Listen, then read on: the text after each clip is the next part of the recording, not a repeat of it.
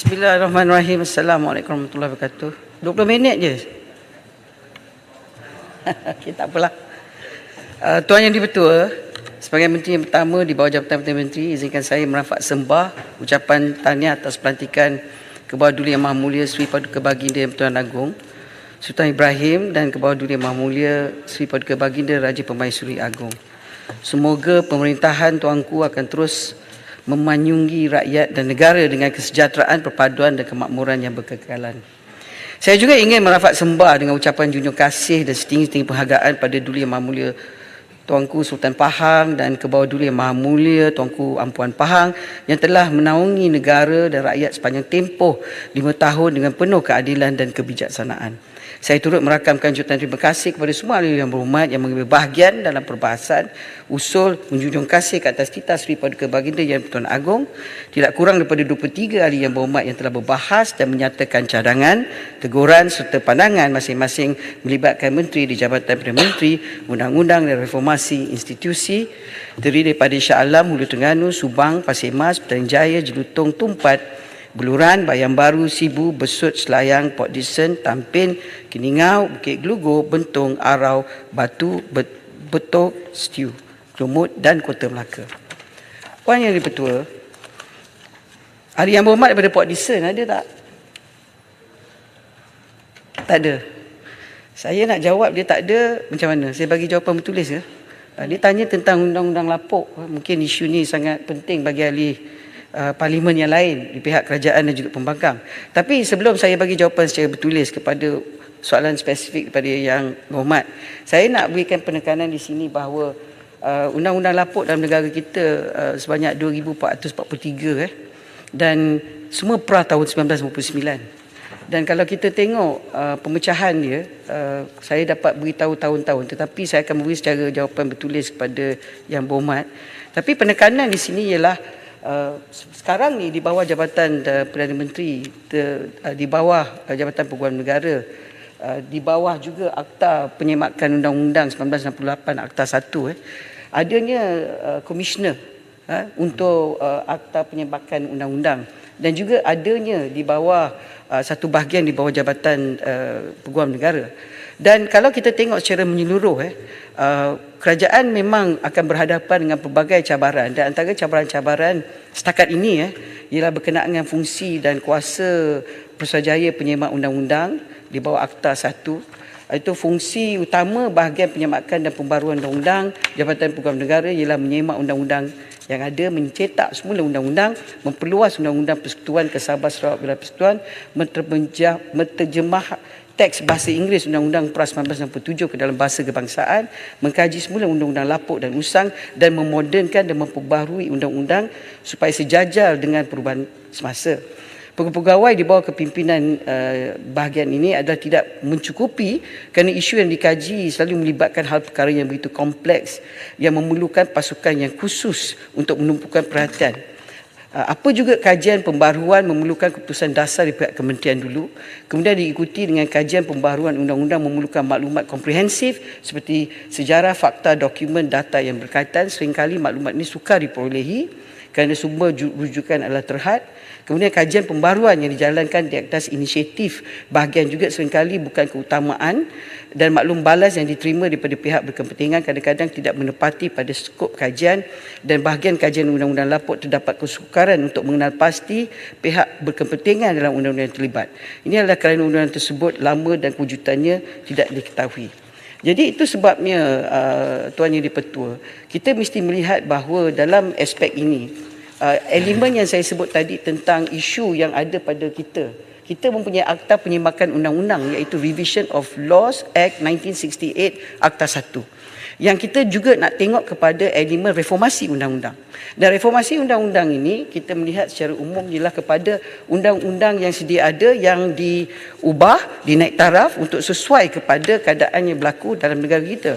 Izinkan saya, walaupun yang berhormat tak ada, tapi sebut kepada sahabat-sahabat yang berhormat lain dalam Dewan, bahawa setakat ini dalam aspek bahagian undang-undang kita telah membuat beberapa pindaan yang banyak rakyat Malaysia pun mengetahui, seperti pindaan pada Akta Jenayah Seksual Kanak-kanak, pindaan pada Kanun Kesiksaan dan Tata Cara Jenayah mengenai peruntukan kesalahan mengendap, pindaan kepada Akta Insolvensi, dasar peluang kedua untuk melepaskan 130,000 individu pada tahun ini, daripada Mac 23 hingga Januari 2024 seramai 55,877 bankrupt telah dilepaskan, iaitu 42.99% daripada jumlah sasaran. Kemudian pindaan kepada peraturan-peraturan bantuan guaman, iaitu fee dan sumbangan 2017. Kemudian kepada pindaan kepada Akta Suruhanjaya Hak Asasi Manusia Malaysia, bacaan kali pertama kedua telah kita buat, dan kemudiannya pada sidang Dewan Negara kali ini akan dibawa kepada Dewan Negara untuk pindaan kepada Akta Suhakam. Pengumbalan kepada Akta Pemalsuan Hukuman Mati Mandatory, pengumbalan kepada Akta Simakan Hukuman Mati, Pemenjaraan Sepanjang Hayat, pengumbalan kepada rang undang-undang kekebalan bidang kuasa negara asing yang akan berlaku pada minggu depan.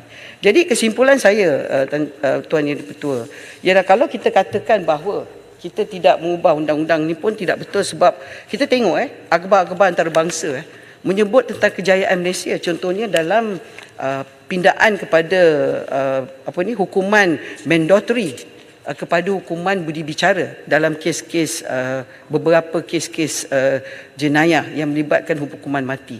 Berarti bahawa dunia mengakui bahawa Malaysia telah mengubah langkah kepada undang-undang yang sedia ada kepada undang-undang yang lebih progresif. Jadi itu sebabnya bagi saya salah satu daripada cabaran ialah pemindaan, perubahan dan melihat kepada langkah-langkah mengambil kira banyak elemen sebab bukan saja boleh dikatakan hanya nak mengubah undang-undang saja, tetapi membawa semua stakeholders dengan izin, NGO, CSO dan yang paling penting agensi-agensi yang terlibat dalam pindaan-pindaan sedemikian, kewujudan undang-undang baru ataupun meminda kepada undang-undang yang sedia ada. Dan kita tengok juga dalam elemen-elemen yang berlaku dalam negara asing, mereka juga bergerak pada langkah yang sama. Saya baru balik daripada mesyuarat menteri-menteri undang-undang di Zanzibar, di Tanzania, 4 hingga 9 Mac. Cukup panas, Tuan Yang Di-Pertua. Nasib saya di sana selepas sebelum bulan puasa, kalau tidak berpeluh juga. Dan saya boleh beritahu di sini bahawa kesemua menteri-menteri undang-undang Commonwealth itu berkata bahawa mereka melihat kepada undang-undang AI, digital, di mana sehingga bantuan guaman pun diberi melalui sistem artificial intelligence. Jadi undang-undang mereka sudah berubah. Dan kita ada 2,000 undang-undang lain yang sebelum merdeka, selepas merdeka. Itu undang-undang substansif. Tetapi cabaran yang masuk yang begitu laju itu sebab bila yang membuat banyak bercakap tentang isu digital, isu scammer, ia kerana kelajuan yang berlaku dengan teknologi.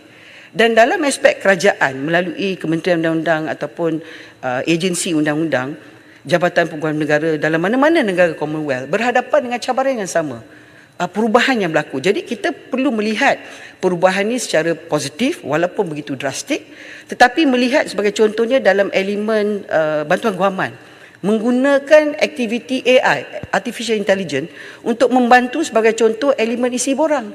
Kedua, untuk membantu dalam mewujudkan surat dalam sistem teknologi maklumat. Jadi tak payahlah pegawai itu nak kena ambil file, nak kena duduk, nak kena tanya soalan 10, soalan 20, yang mana boleh dibuat daripada lokasi ataupun sistem handphone yang ada dengan mereka yang nak memohon bantuan guaman. Tapi memang betul lah kadang-kadang bantuan guaman ni takkan dia pohon bantuan guaman, handphone ni dia pakai iPhone ke Samsung Galaxy S24 Ultra. Ini bukan isu bantuan guaman kan. Bantuan guaman maknanya dia tak ada berkemampuan. Tapi tak kisahlah. Sebab bila mereka berbincang tentang teknologi dan artificial intelligence, antara kepentingan yang paling utama ialah ia tidak mempunyai elemen biasness dengan izin. Sebab sistem komputer tu dia tidak akan baca siapa di belah sana. Gender bias tak ada, race bias tak ada, religion bias tak ada.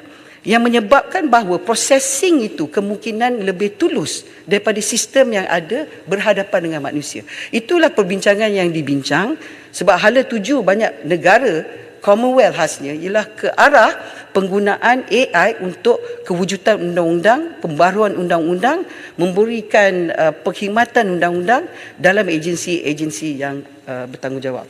Jadi saya cuba nak maklumkan kepada semua ahli-ahli parlimen, kita pun kena ada kecanggihan memahami tentang apa itu sebenarnya AI.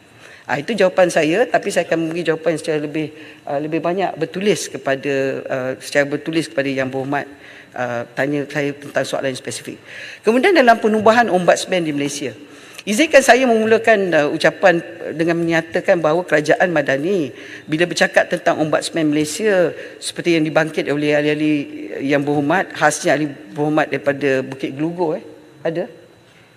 Tak ada juga. Tapi tak apalah, saya sebut tentang Ombudsman ni. Sebelum saya nak mula sebut, saya nak ucap tahniah pada Kerajaan Negeri Sarawak. Kalau kita tengok Yang Berhormat Puan Speaker daripada Sarawak. Sarawak ada undang-undang Ombudsman dia sendiri. Kerajaan Negeri Sarawak. Sebab Kerajaan Negeri Sarawak menyedari bahawa ini sesuatu langkah yang begitu positif, yang bagi saya satu kejayaan yang perlu kita memberikan tahniah kepada Kerajaan Sarawak, khasnya Premier Sarawak. Saya ucap tahniah kepada beliau. Jadi inilah yang langkah kita nak. Tapi tidak bermakna dalam negara kita di Semenanjung, kita tidak ada sistem untuk mewujudkan ketidakpuasan hati kepada isu-isu ataupun pekerjaan ataupun yang kita harapkan Ombudsman secara spesifik lakukan.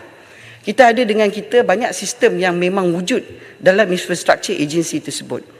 Apa yang sedang diusahakan oleh Kerajaan Madani pada hari ini adalah mewujudkan Ombudsman Malaysia dengan harapan yang benar-benar bebas daripada kerajaan sebagai sebuah badan berkanun persekutuan yang mempunyai fungsi untuk menerima, mengendali dan menyelesaikan aduan berkaitan salah tadbiran dengan izin maladministration dalam sistem penyampaian perkhidmatan awam di agensi perkhidmatan awam persekutuan. Ombudsman Malaysia akan menjalankan 8 fungsi susulan, iaitu dengan izin, recommending, reporting, planning, monitoring, evaluating, advising, mediating and conciliating dengan izin, serta memulakan tindakan kajian analisis bagi kes aduan dan kepentingan awam. Penubuhan Ombudsman Malaysia ini akan mengambil kira model undang-undang Ombudsman lain di negara lain seperti United Kingdom, New Zealand, Sweden, Australia, Hong Kong, Filipina, Thailand, Gambia, Namibia. Selain itu, undang-undang institusi agensi kerajaan Malaysia seperti SPRM, EIAC, Suhakam, Jabatan Audit Negara dan Terkini Suruhanjaya Bebas Tata Kelola Polis IPCC dijadikan sebagai rujukan untuk penempatan dasar Ombudsman Malaysia. Buat masa ini, kerajaan berada pada peringkat akhir dan dalam memutamatkan pemenangan Ombudsman Malaysia akan dibawa kepada Kabinet Malaysia di bawah kepimpinan Yang Amat Berhormat Perdana Menteri yang ke-10 bagi menyelarai isu pertindahan fungsi antara agensi-agensi berkaitan, khususnya peranan yang perlu dimain dan tertakluk kepada peranan yang dimainkan setakat ini oleh badan seperti EIAC dan juga beberapa agensi-agensi yang terlibat dalam penguatkuasaan undang-undang. Beberapa banyak perbincangan telah berlaku dan saya ucap tahniah kepada pelantikan pengurusi siap yang baru, iaitu Tan Sri Dr. Ismail bin Haji Bakar yang merupakan mantan Ketua Setiausaha Negara. Pada 20 Februari saya telah bertemu dengan beliau dan saya melihat bahawa pemilihan beliau sebagai pengurusi baru adalah pemilihan yang cukup tepat. Dan kami telah berbincang dan memang beliau juga percaya bahawa ini adalah langkah ke hadapan untuk negara kita. Ahli Yang Berhormat Shah Alam pula ada? Tak ada? Okey. Ada? Ada. Membangkitkan jiran saya tak nampak.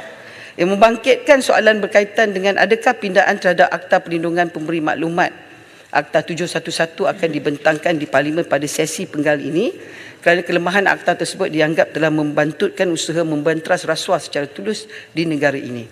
Untuk maklumat ahli Yang Berhormat, beberapa sesi mesyuarat jawatankuasa kerja bengkel libat urus dan taklimat telah diadakan dengan agensi kerajaan yang berkenaan sepanjang tahun 2019 hingga 2023 bagi meneliti semula Akta 711 secara seluruh.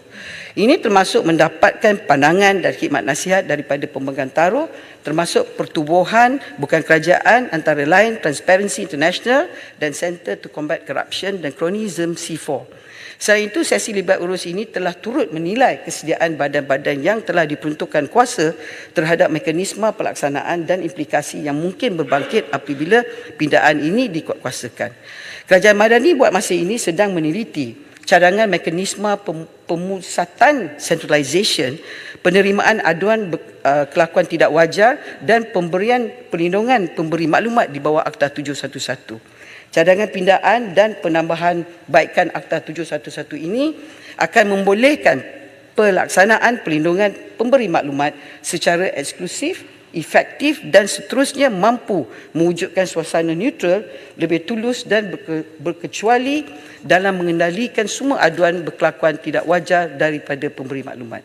Untuk maklumat lanjutnya kepada Yang Berhormat, cadangan pindaan ini melibatkan penubuhan sebuah agensi berpusat yang khusus dengan latihan dan tata cara pengendalian yang khas kepada perlindungan pemberi maklumat serta mampu menyelesaikan semua perkara berkaitan Akta 711. Ini adalah bertujuan untuk memastikan fokus dan tata cara kerja yang lebih teratur, sistematik dan jelas kepada kedua-dua agensi berpusat dan agensi penguatkuasaan supaya tidak kekeliruan bidang tugas di antara keduanya. Cadangan-cadangan penambahbaikan pada Akta 711 ini yang dijadualkan untuk dibentangkan di Dewan Rakyat pada tahun ini, sebaiknya dasar berhubung dengan agensi berpusat tersebut selesai dikaji dan dimuktamadkan merupakan salah satu daripada inisiatif Kerajaan Madani dalam usaha untuk membantras penyalahgunaan kuasa, rasuah dan penyelenggaraan integriti dalam kalangan masyarakat khususnya dalam organisasi awam dan swasta. Tuan Yang di-Pertua, berkenaan dengan soalan juga daripada Yang Berhormat Shah Alam dan Yang Berhormat Bentong menyentuh tentang perkara berkaitan dengan pengubalan Akta Pendanaan Politik. Untuk maklumat ahli Yang Berhormat, pada ketika ini, rang undang-undang pendanaan politik masih di peringkat penelitian dan kajian yang sedang dikendalikan oleh Jawatankuasa Pilihan Khas Hak Asasi Manusia, Pilihan Raya dan Reformasi Institusi, antara lain untuk mengambil kira pandangan daripada semua parti-parti politik yang berdaftar di Malaysia, sementara penelitian dijalankan apa-apa pendanaan politik buat masa ini masih tertakluk antara lain kepada beberapa undang-undang sampingan seperti Akta Suruhanjaya Pencegahan Rasuah Malaysia, Akta 694 dan Akta Pencegahan Pengumbalan Wang Haram, Pencegahan Pembiayaan Keganasan dan hasil daripada aktiviti wang haram 2001, Akta 613. Susulan rujukan perkara dasar mengenai rang undang-undang pendanaan politik oleh Kerajaan Madani ke Jawatankuasa Pilihan Khas Asasi Manusia, Pilihan Raya dan Reformasi Institusi pada tahun lalu. Dan satu mesyuarat telah diadakan oleh Jawatankuasa tersebut, iaitu bilangan 1/2024 pada 29 Februari. Menerusi mesyuarat berkenaan, terdapat keperluan untuk menyeluruh dilihat dalam perkara yang telah dibangkitkan di dalam mesyuarat tersebut yang meliputi hak skop bayaran sumbangan individu maupun parti politik serta ketetapan tentang pendanaan awam untuk parti-parti politik. Untuk maklumat, pendanaan awam merupakan satu sistem di mana jumlah wang diperuntukkan oleh kerajaan untuk diagihkan kepada parti politik mengikut formula yang ditetapkan.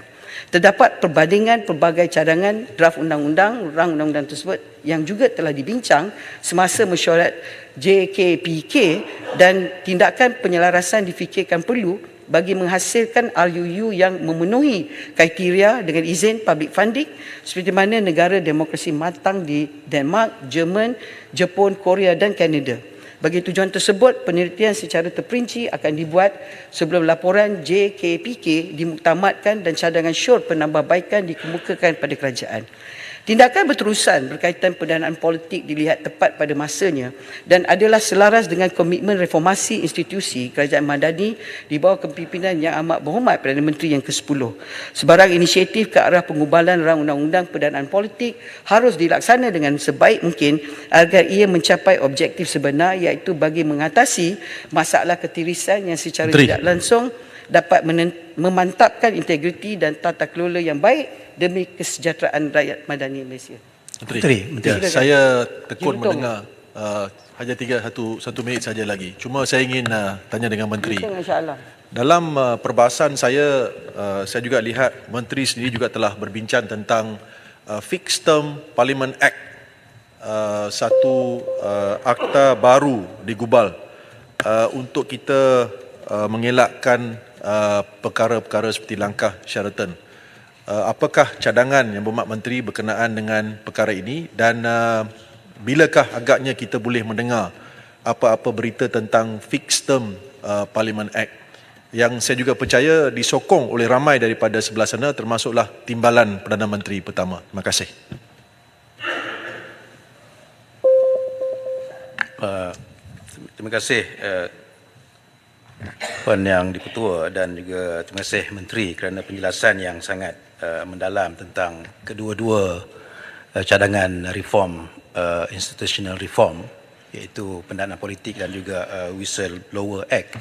Cuma kita boleh faham pendanaan politik ni satu yang very high hanging fruit yang perlukan beberapa pindaan juga melibatkan Akta, MACC, pemisahan kuasa dan sebagainya. Tetapi berkenaan Whistleblower Act ni kita boleh anggap ia sebagai very low hanging fruit yang mungkin boleh juga dilaksanakan lebih segera seperti mana yang diusahakan oleh pihak kementerian ataupun kerajaan berkenaan dengan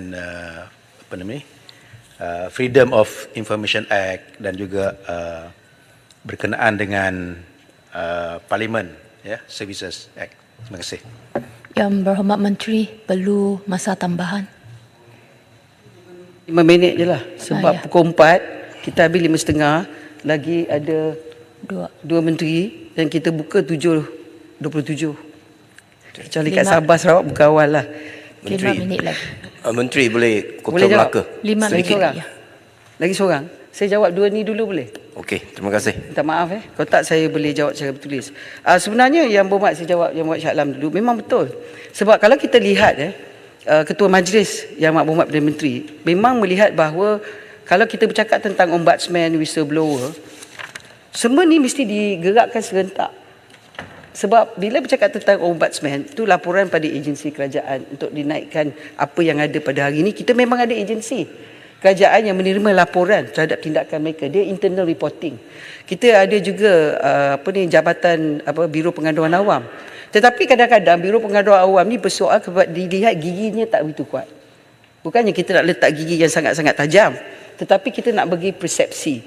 Tapi cabaran yang ketiga ialah jangka masa respon. Sebab bila kita membuat laporan, ia perlu memberikan proses, due process, iaitu untuk mereka dapat membela diri. Itu sebab yang saya sebut tadi dalam ucapan saya tentang artificial intelligence, teknologi ini perlu membantu negara-negara, terutama sekali kalau negara Commonwealth serentak nak membuat melihat ini sebagai satu tool iaitu satu sistem yang dapat, mekanisme yang dapat memperkasakan sistem yang ada pada hari ini. Sebab walaupun undang-undang kita tu hebat Yang Berhormat, kita buat sehebat mana, kalau manusia yang nak melaksanakan banyak cabaran. Kalau sistem AI yang membantu manusia dan AI, keberkesanan tu lebih pantas. Sebab saya sebut tadi tidak ada elemen biasness. Tapi bila nak cakap tentang ombudsman, tentang whistleblower, ini semua perlu dilihat secara serentak. Dan saya telah sebut banyak kali bahawa agensi-agensi kerajaan di bawah setiap kementerian. Saya sebut sebagai contoh Jabatan Perdana Menteri setakat ini di bawah Jabatan Perdana Menteri saja agensi sebanyak 83. Kementerian Kewangan 7 agensi, Kementerian Kemajuan Desa dan Wilayah 11 agensi, Kementerian Pengangkutan 18 agensi, Kementerian Pertanian dan Keterjaminan Makanan 17 agensi, Ekonomi 5 agensi, Luar Negeri 2 agensi, Kerja Raya JKR 6 agensi, MITI 13 agensi, Mindef 3 agensi, pelbagai agensi yang perlu kita bergerak sama. Sebab bila bercakap tentang agensi kerajaan, Biro Pengaduan Awam, whistleblower, yang menjadi pemakainya yang akan dilihat untuk dibuatkan penilaian ialah stakeholders ialah pegawai kerajaan yang terlibat dalam agensi. Jadi perlulah banyak sesi libat urus. Tetapi kerajaan Madani di bawah pimpinan Yang Amat Berhormat Perdana Menteri yang ke-10 tidak lari pada tanggungjawab. Kita buat, tetapi memakan masa. Dan kita harap soalan yang ditanya oleh Yang Berhormat Jelutong tu terikat kepada perkara ini. Kalau kerajaan itu stabil, semua yang kita cakap ni kita boleh buat. Dia tidak boleh dilaksanakan kalau kerajaan sentiasa bertukar. Itu sebab dalam sistem Westminster Commonwealth, Tuan Yang Dipertua, dia adakan fixed term. Tetapi dalam sistem mereka, dia agak berlainan dengan sistem kita. Sebab kita mempunyai sistem raja berperlembagaan. We have a written constitution. Kita ada perlembagaan bertulis yang buat jelutong. Wahal di negara barat khasnya di England, perlembagaannya tidak bertulis. Itu sebab dia memerlukan undang-undang fixed term. Wahal kita ada perlembagaan bertulis yang menyatakan tentang prosedur dan sistem untuk memanggil kepada pilihan raya. untuk membubarkan parlimen. Tapi memang seelok-eloknya dibaca bersama dengan adanya Akta Lompat Parti. Tapi ini perlu dibawalah sebab ini memang sesuatu dengan izin political discourse dan juga political statement daripada parti-parti politik seperti pendanaan politik. Adakah ini hala tuju yang dikendaki oleh parti politik dalam negara kita? Sebab kita bukan yang buat berjulutong kerajaan komunis kita buat semua ahli parlimen kena setuju. Tidak. Kita membenarkan ahli parlimen dalam mana-mana pihak kerajaan, pembangkang ataupun bebas untuk memberikan pendapat mereka. Silakan Yang Berhormat. Terima kasih Menteri. Pertama sekali saya ingin puji Menteri lah sebab kita boleh lihat Menteri begitu berusaha kuat untuk reformasi institusi. Jadi saya nak cadang kepada Menteri, bolehkah kita keluarkan satu blueprint supaya untuk maklumat rakyat Malaysia, apakah yang sedang dilakukan oleh kementerian untuk reformasi institusi ini? Dan saya juga ingin tanya, apakah perkembangan terkini berkaitan dengan pemisahan kuasa antara peguam negara dan juga pendakwa raya? Terima kasih Menteri. Boleh saya tambah soalan? Datuk Timur Raya Petua, saya dalam perbahasan saya sudah mencadangkan untuk memastikan kestabilan politik, satu undang-undang digubal dalam parlimen ini di mana penentuan majoriti seseorang itu sokongan seorang untuk menjadi Perdana Menteri mendapat majoriti parlimen ini, kita gubal undang-undang, keputusan hanya boleh dibuat dengan undian dalam dewan ini dan bukan melalui surat akuan, di mana ada kita kata guesswork. Setiap minggu ada seorang lagi yang kata dia ada ST atau surat sumpah sokongan yang lebih. Jadi boleh setuju tak Menteri supaya kita gubah undang-undang ini di dewan ini supaya kita balik kepada kedudukan undang-undang semasa kes Stephen Kaloningkan dulu, Ketua Menteri pertama Sarawak, di mana mahkamah telah putuskan hanya di dewan sahaja boleh majoriti ditentukan, bukan di luar dewan. Terima kasih.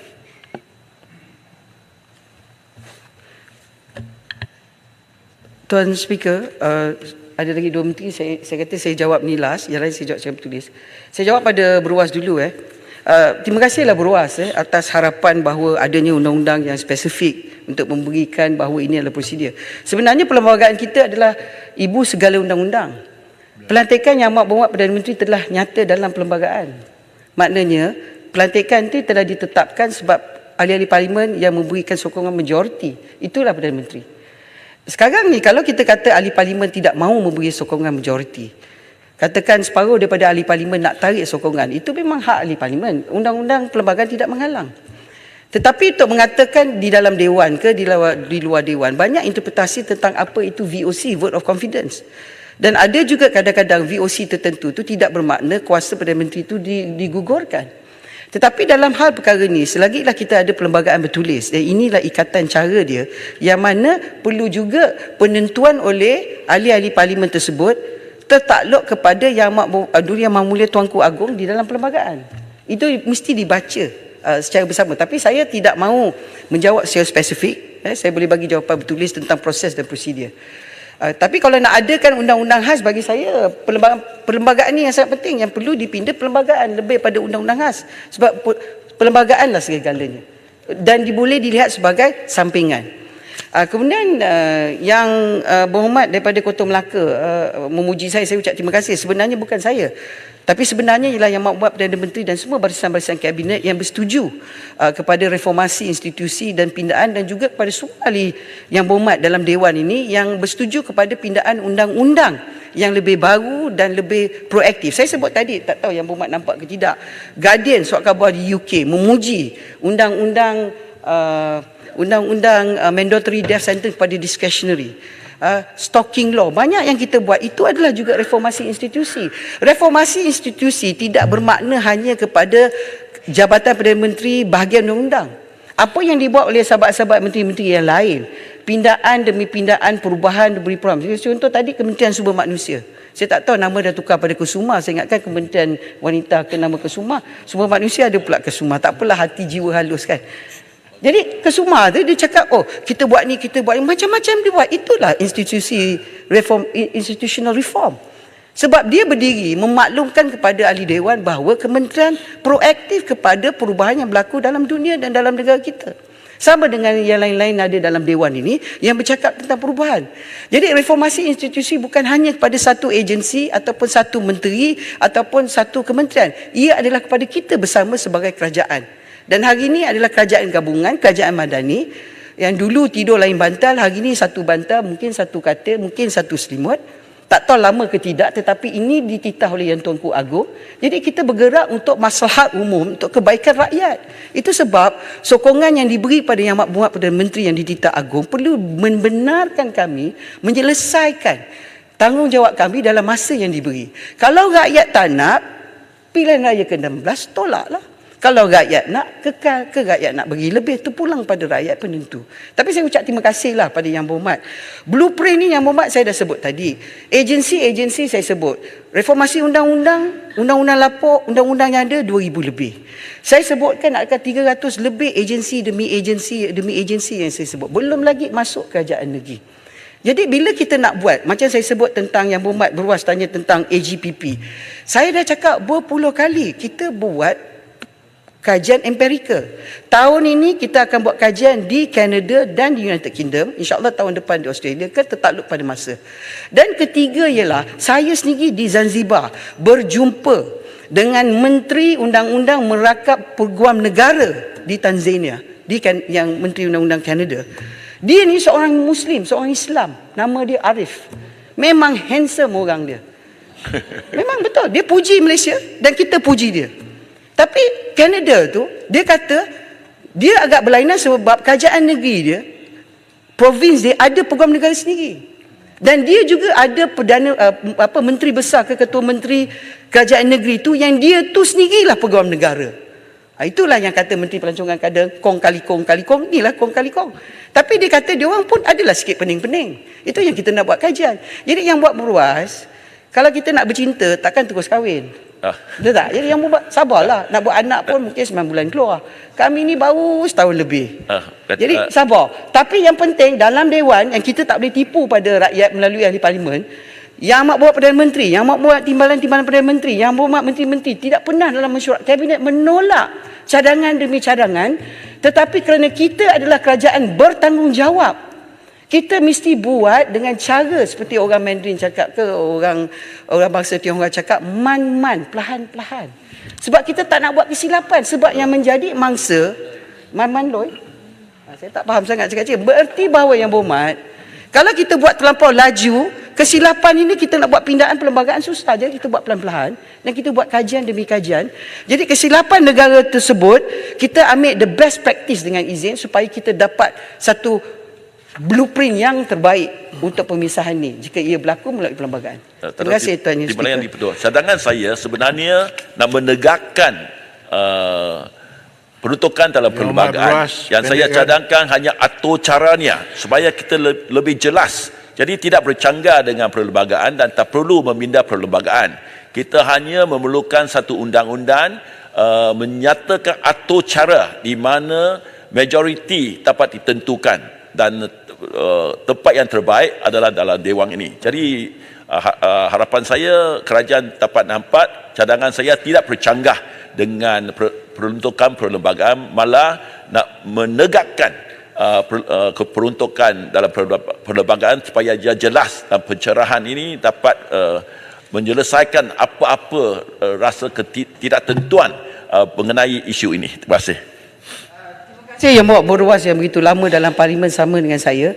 Yang buat Berwas saya cadang. Yang buat Berwas cadangan yang baik. Yang buat Berwas ada idea ungkapan undang-undang, buatlah private members bill. Macam kita buatkan akta lompat parti kan. Kita mula dengan private members bill kemudian menjadi government bill. Buatlah. Buat bagi idea Yang Berhormat, kemudian kerajaan boleh sama-sama bincang. Sebab setakat ini apa yang kita sentuh kuasa dah ada dalam perlembagaan. Dan apa-apa nak diubah mesti melalui perlembagaan. Itu saja saya nak maklum. Jadi Tuan Yang Di-Pertua, pada semua yang berhormat yang lain yang saya tak sempat jawab, saya ucapkan banyak-banyak penghargaan dan terima kasih atas pandangan dan input-input yang dikongsi dan juga cadangan. Sepanjang tempoh perbahasan ini, Tuan Yang Di-Pertua dan bersama rakan-rakan menteri, terutama sekali timbalan menteri saya yang baru, kami mengucapkan terima kasih kepada Yang Berhormat sekalian, dan semua jawapan yang tak sempat akan diberi secara bertulis, dan segala pada perbahasan dan soalan-soalan yang tidak dapat dijawab secara lisan, dan segala yang baik datang pada Allah Subhanahu Wa Taala, dan selamatlah berpuasa dan berbuka. Terima kasih Tuan Yang Di-Pertua. Wabillahi taufiq wal hidayah. Assalamualaikum warahmatullahi wabarakatuh.